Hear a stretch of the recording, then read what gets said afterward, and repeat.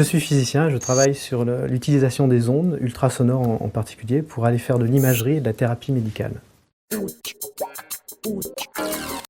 J'ai mis au point une technique avec mes collègues, une technique d'échographie ultra rapide qui permet de voir les flux sanguins dans le cerveau avec une très grande sensibilité.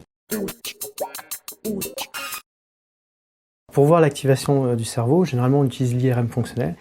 C'est une technique qui a révolutionné le domaine des neurosciences depuis une quinzaine d'années. Malheureusement, comme toutes les techniques, elle a ses limites à la fois de résolution et de sensibilité.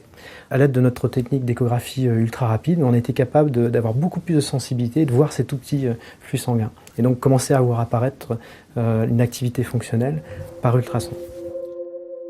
Par exemple, on peut, lorsqu'on excite les moustaches d'un rat, voir l'activation cérébrale au niveau du cortex par ultrason.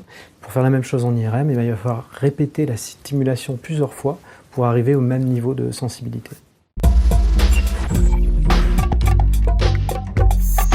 Un autre exemple qui nous a passionnés, c'est d'essayer d'imager l'apparition d'une crise d'épilepsie. Alors ça nous a passionnés parce qu'en IRM fonctionnel, on n'est pas capable de voir une telle crise se développer dans le cerveau.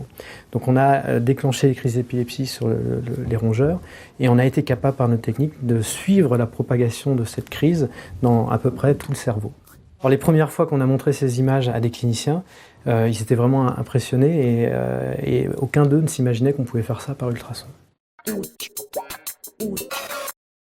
On pense qu'il y a beaucoup d'applications à cette technique. D'une part, du côté de la recherche fondamentale, ça va fournir un outil aux biologistes et aux gens qui travaillent dans les neurosciences pour mieux comprendre le fonctionnement du cerveau. Et puis du côté de la recherche clinique, on ne peut pas encore le faire chez l'adulte puisqu'il est difficile pour les ultrasons de passer la boîte crânienne.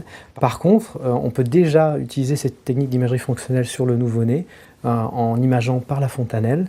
Et on peut aussi rêver et espérer le faire bientôt sur le fœtus, donc voir l'activité du cerveau du fœtus pendant la grossesse.